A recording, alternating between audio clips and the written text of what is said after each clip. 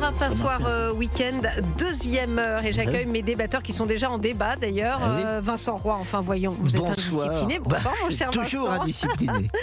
Vous avez envie de débattre déjà. Bah, évidemment. Voilà, on accueille. Surtout quand on est à côté d'Alexandre. Exactement, Alexandre Jardin qu'on accueille. Mais je salue quand même avant tout mon cher Georges Fenech, ancien magistrat qui est avec nous aussi, débatteur de la deuxième heure, désormais habituel de ce vendredi soir. La semaine, pour moi en tout cas, mon week-end commence bien. Et bonsoir Alexandre Jardin. Bonsoir. Écrivain, alors vous êtes aussi président de l'association des Gueux. On vous a beaucoup suivi dans ce combat sur les ZFE. Vous avez d'ailleurs reçu Et ici on va même. Le couvert, là, Oui. juste avant les élections municipales. Toujours sur les ZFE ? Oui, parce qu'elle devait être votée en assemblée plénière à l'Assemblée, et il y a eu des petits grilles de Bercy et de partout qui sont passés la veille à 20h pour dire non, les députés ne voteront pas. Ça n'a pas dû vous plaire, ça. Je suis plutôt démocrate. Bah oui. Je trouve ça pas mal que les députés aient le droit de voter en France.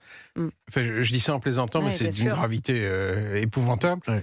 Donc, on va aller sur les marchés. Vous pouvez télécharger le tract sur lesgueux.fr.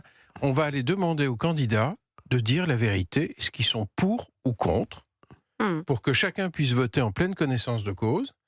Vous allez sur le site des Gueux, vous téléchargez, il y a un code barre qu'on tend au candidat, il dit oui ou non. Et s'il est pour la ségrégation sociale, il faut qu'il le dise. Je croyais qu'on en était sorti de cette affaire. Non, il y a eu un coup tordu.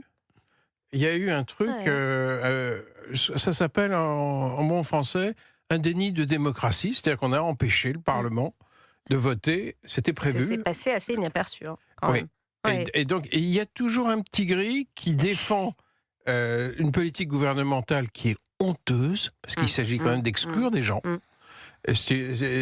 En gros, l'idée a été quand même de purifier l'air des riches en virant les pauvres des villes. Ce qui n'était pas totalement sympathique. Mais c'est pas pour ça que vous venez nous voir aujourd'hui, cher Alexandre Jardin. Vous avez un autre combat, on en parlera dans quelques instants. Ça concerne les écoles en ruralité. J'ai rejoint une association. Mais c'est un vrai sujet, ça, et qui date pas d'hier. On va en parler, qui est absolument majeur. Mais je voulais quand même aussi parler avec vous, avoir votre regard sur, évidemment, l'actualité dominante, la mort de Quentin. Vous savez qu'il y a une marche demain à Lyon. Jordan Bardella invite les cadres, en tout cas déconseille à ne pas y aller par prudence. Qu'est-ce que ça vous évoque, ces derniers développements, avec la classe politique qui se déchire, la gauche qui est pour le moins ambiguë sur ce sujet ? Il y a un problème de cœur. On accepte d'avoir une vie publique qui est sans cœur. Je veux dire, quand un gamin meurt, si c'est le vôtre, si c'est votre neveu, est-ce que vous lui demandez pour qui il vote ? Donc il y a un problème de cœur. C'est plus un problème politique. C'est beaucoup plus grave que ça. C'est-à-dire, est-ce qu'on est encore des gens bien ou est-ce qu'on est des merdes ? Peut-être bien de poser la question. Est-ce que... Parce qu'un gamin, je me fous complètement de savoir pour qui il vote lorsqu'il meurt. On ne tue personne en France. Eh bien si, manifestement, on tue en France pour ses opinions. Oui, mais c'est un problème...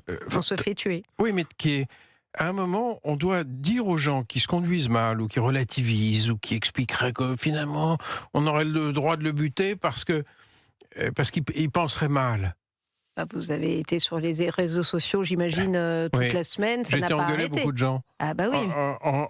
Mais parce que c'était la musique à gauche quand même, il faut bien le dire, et notamment sur les plateaux télé. Ça va pas.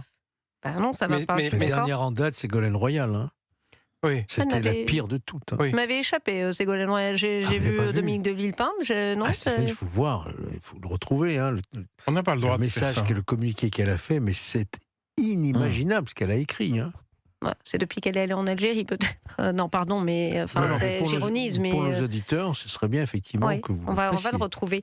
Donc de la tristesse et de peut-être un manque de décence aussi, Alexandre Jardin. Je crois qu'il faut qu'on réapprenne à se parler entre êtres humains et qu'on se dise, lorsque quelqu'un déconne, et de lui dire « Oh, arrête. La politique ne donne pas le droit à n'importe quoi. On doit rester un peuple d'humanistes, un peuple de gens bien, un peuple courtois, un peuple respectueux, enfin, des choses absolument élémentaires, qui sont quasiment beaucoup plus importantes que la politique. Et un peuple digne. Quand un gosse meurt, mais tout le monde arrête. Mais tout le monde doit pleurer, tout le monde doit... Vous vous rendez compte que demain, il y a une marche en hommage à Quentin et que un responsable politique comme le RN, premier parti de France, qui déconseille à ses cadres d'y aller parce que, en effet, on a peur d'un affrontement ultra-droite, ultra-gauche. C'est quand même difficile à admettre. Hein, on doit devenir... oui, mais je trouve que les politiques devraient dire on arrête de parler de politique. Bah oui. C'est pas facile pour eux. Oui, mais... oui. Allez-y, Georges, mais on en parlera ensemble après de la mort de Quentin. Sur X, oui. Ségolène Royal estime que la présidente de l'Assemblée nationale, Yaël Braun-Pivet, s'est précipitée pour faire une minute de silence à un militant présumé néo-nazi et antisémite. C'était à quelle heure, ça? C'est aujourd'hui, en parlant de Quentin Dorenc. Voilà. Bon, écoutez, sans commentaire. Non, mais c'est affreux d'entendre ça. Oui. Alexandre... mais il n'y a pas une pensée pour les parents? Il n'y a plus de cœur, comme vous disiez. Il n'y a pas de cœur. Il n'y a pas de cœur. Il n'y a pas d'humanité. Et la maman. D'ailleurs, la famille souhaite ne pas se rendre à la marche. Hein. Je crois que c'est ce qu'a fait savoir son avocat, j'imagine pour ces raisons-là. Hein. Bref, écoutez, on avance, on va y revenir de toute façon avec vous, Vincent Roy et Georges Fenech, et on en vient à cette pétition citoyenne lancée il y a quelques jours, déjà signée par 15 000 personnes, et dont vous êtes le premier signataire et soutien. Alexandre Jardin, vous demandez de mettre fin aux fermetures massives d'écoles dont les zones rurales sont les premières victimes. Alors je précise que ce dossier, il date pas d'hier. Hein, au fur et à mesure des années, eh bien, on ferme des classes dans les zones rurales. Et c'est un vrai sujet. Alors, le chiffre, il est retenu. Oui. C'est plus de 10 000 écoles. On a 36 000 communes. 10 000 écoles ont déjà fermé en zone rurale depuis les années 2000, en 25 ans. Ça veut dire qu'on a atteint la cote d'alerte. Il faut que nos petits gueux soient à une école et ne fassent pas plus de 20 minutes. Vous ne pouvez pas avoir des enfants, faire 45 minutes de route, 40 minutes, 2 fois aller-retour. Un enfant, ça a besoin de goûter. Ça a besoin de se reposer, de jouer, de faire un peu ses leçons. Donc, cette association qui s'appelle Excellence Ruralité, au pluriel, retenez bien le nom, vous allez sur le site, Excellence Ruralité, vous signez. On doit redevenir un grand peuple éducatif. Et ça veut dire que la présence de nos écoles, c'est aussi la présence dans la ruralité. Lorsque l'école ferme, il n'y a plus du tout de vie. Oui, et puis d'attractivité pour la commune. Voilà, c'est fini. On est en train de flinguer nos villages. Donc, on est déjà en train de flinguer notre agriculture, mais l'école, non. Oui. Donc, si vous vous dites, vous entendez plus de 10 000 écoles en 25 ans. Dans la ruralité, on fermait.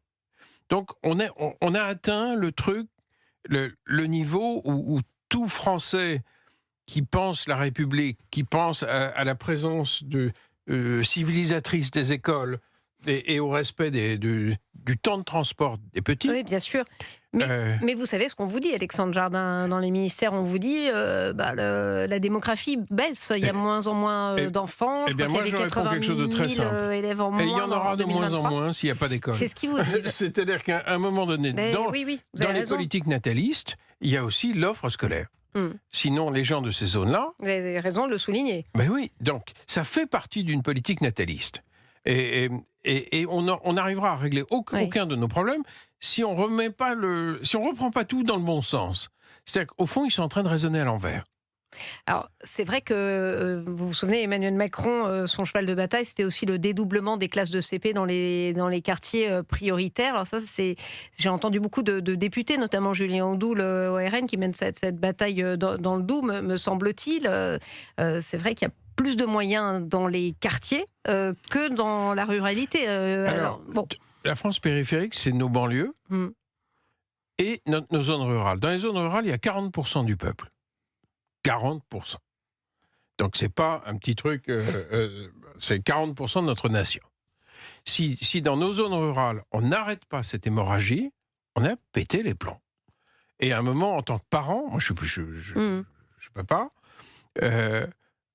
je vois ce que c'est qu'une fille qui s'occupe de ses enfants, un mec, un père. Je dis, plus de 20 minutes avec un petit, on pète les plombs. Est-ce qu'Emmanuel Macron, on est dans l'irrespect de est-ce nos qu'Emmanuel enfants. Macron n'avait pas affirmé à l'époque qu'on ne pouvait pas fermer l'école sans l'accord du maire? Alors, Il n'a pas tenu parole? en fait, je n'ai pas trop confiance en lui. Donc, ce que je vous demande, c'est d'aller sur Excellence Ruralité. Vous signez. Si on est des millions, à un moment, ça bougera. Mais à un moment, moi, j'ai pris l'habitude de dire aux citoyens, gouvernez vous-même. N'attendez pas un prince qui, visiblement, est un peu évanescent. Donc, prenez-vous en main. Vous allez sur Excellence Ruralité. Vous tapez, vous dites, et merde, on arrête. Vincent Roy. Oui, mais c'est un truc que soulève Alexandre Jardin, là, qui est important. C'est, dans tout ce qu'il vient de dire, c'est le mot ruralité. Vous voyez bien que tout le monde s'en fout. Ce qui est vrai pour les écoles, est vrai pour la Poste, est vrai pour les Toubib, pour les vieux, est vrai pour les moyens de transport, est vrai pour certaines lignes SNCF, est vrai pour... etc. Traverser la France en voiture, c'est terrible. En réalité, tout le monde s'en cogne de la ruralité. Les gueux n'ont qu'à se débrouiller. Je veux dire, ça compte pas. Et vous avez raison de signaler que dans les zones dites prioritaires, etc., là, on met du pognon parce qu'il y a du monde, ça fait le buzz, il y a de la politique à faire derrière. Là, on a des gens qu'on laisse... mais pas au détriment de la ruralité. Non, mais là, on a des gens qu'on laisse... Sauf que la réalité, elle est quand même celle-ci. Ce sont des écoles qui ferment, ce sont des personnes qui ne peuvent pas soigner. Là, on a parlé de la loi sur la fin de vie. Vous voyez bien que, par exemple, les soins palliatifs ne sont pas répartis de manière égalitaire dans le pays. On est obligé de les faire venir de très loin. Les gens n'y ont pas accès. Allez trouver dans la ruralité l'ophtalmo dont, quand vous avez 80 ans, vous avez besoin. Vous allez mettre des semaines. Allez trouver le dentiste dont vous avez... Des mois, mon cher Vincent Roy. Dont vous avez urgemment besoin. Et les 20 minutes dont parle Alexandre pour emmener son enfant à l'école, c'est souvent les 20, les 40, 1 heure pour accéder au médecin, pour aller trouver parfois même une tirette pour sa carte bleue, pour aller tirer de l'argent à la carte bleue, etc. etc. Ce qui est pointé là pour l'école est quelque chose de très important parce que ça dit beaucoup de choses de la manière que l'on a de traiter précisément la ruralité. J'ai une vraie demande aux gens qui nous écoutent. Comme vous allez vous ruer dessus sur Excellence Ruralité, il y a vous un l'avez gros dit au moins risque. 6 fois. Mais je vais le dire 7 fois. Excellence Ruralité. Ça peut faire craquer le site, parce que j'ai beaucoup l'habitude de ça avec le mouvement des gueux. Si ça craque, vous revenez demain matin. Mais vous lâchez pas. Très bien. Bon, une 7e fois, puisque c'est le temps de vous dire au revoir. Allez, Excellence Ruralité, c'est moi qui l'ai dit. Ruralité. Merci beaucoup Alexandre Jardin d'être venu nous voir pour nous parler de ce sujet effectivement important et qui date en effet pas d'hier, mais si on peut faire bouger les choses, eh bien tant mieux. Merci à vous. Et restez avec nous, on se retrouve avec Vincent Roy et Georges Fenech pour la suite de nos débats dans quelques instants sur Europe 1 avec cette marche qui s'annonce tendue demain à Lyon. On en parle avec vous, messieurs.